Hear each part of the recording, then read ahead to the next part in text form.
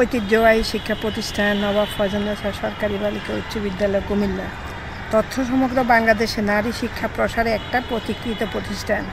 মহিষী নবাব ফয়জুন্নেছা চৌধুরানী বিদ্যালয়টি 1873 সালে কুমিল্লার বুকে প্রতিষ্ঠা করেন। বর্তমানে এই প্রতিষ্ঠানটি 151 বছরে পদার্পণ করছে। সুদীর্ঘ সময় ধরে নারী শিক্ষা বিস্তারে উক্ত প্রতিষ্ঠান সুনাম ও গৌরব অক্ষুণ্ণ রেখে স্বকীয় মহিমায় উদ্ভাসিত। তারই অংশ হিসাবে 2024 সালের এসএসসি পরীক্ষায় প্রত্যাশিত সাফল্য অর্জন করে আমরা যারপণ্যায় আনন্দিত। এই সাফল্যে সকল অংশীজনের প্রতি সীমাহীন কৃতজ্ঞতা, সর্বোপরি মহান রাব্বুল আলামিনের প্রতি শুকরিয়া জ্ঞাপন করছি। প্রধান শিক্ষিকার ঐকান্তিক প্রচেষ্টায় সাবজেক্ট টিচারদের সহযোগিতায় এবার আমরা শতভাগ পাশ করেছি। এর পরীক্ষার্থীর সংখ্যা ছিল 333 জন, সবাই ইনশাল্লাহ পাশ করেছে।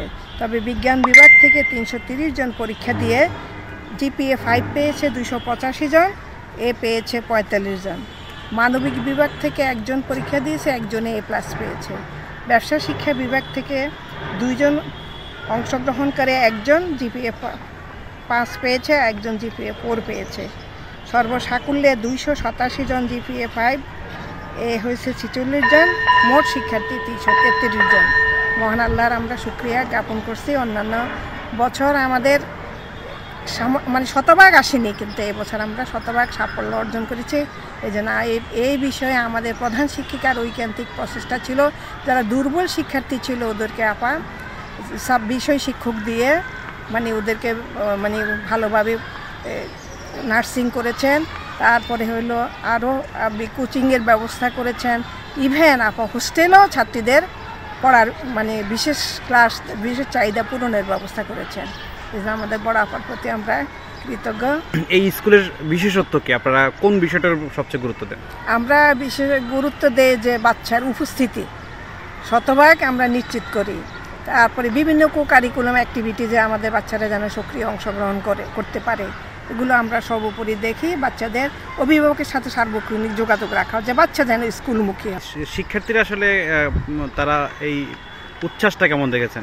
আজকে তো উচ্ছ্বাস অনেক, যে ওরা যখন ওদের উপরে হোস্টেলে উঠানোর জন্য, বিশেষ ক্লাস করার জন্য আমরা চেষ্টা করছে, অনেক অভিভাবকের সাথে যোগাযোগ করে অভিভাবকদের মতামত নিয়ে, তখন তো ওরা একটু বিরক্ত হয়েছে, হোস্টেলে থাকতে চায় না, ওদের মন বসে না। কিন্তু আজকে তো ওদের বাদ ভাঙা যাওয়ার দেখলাম যে না আপনারা চেষ্টা করেছেন, আমরা সাড়া না দিলেও দিয়েছি, ইনশাল্লাহ কামিয়াবি হয়েছে। এখন তো ওরা সবাই খুশি।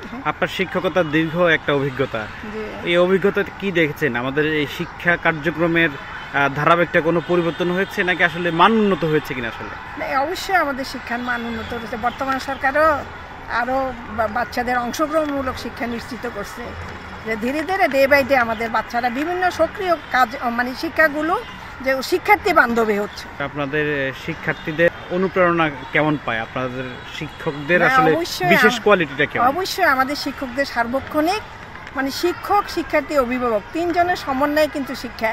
তো এখানে আমরা সর্বত আমাদের বড় আপা অভিভাবক সমাবেশ করেন, শিক্ষার্থীদেরকে সহই যে আমরা উদ্বুদ্ধ করে। অবশ্যই শিক্ষকের সহযোগিতা আছে, সাবজেক্ট টিচার আছে, শ্রেণী শিক্ষক আছে, প্রধান শিক্ষক, প্রত্যেকেই ওদের অভিভাবকের সাথে ওদের ব্যাপারে সবসময় যোগাযোগ রাখে।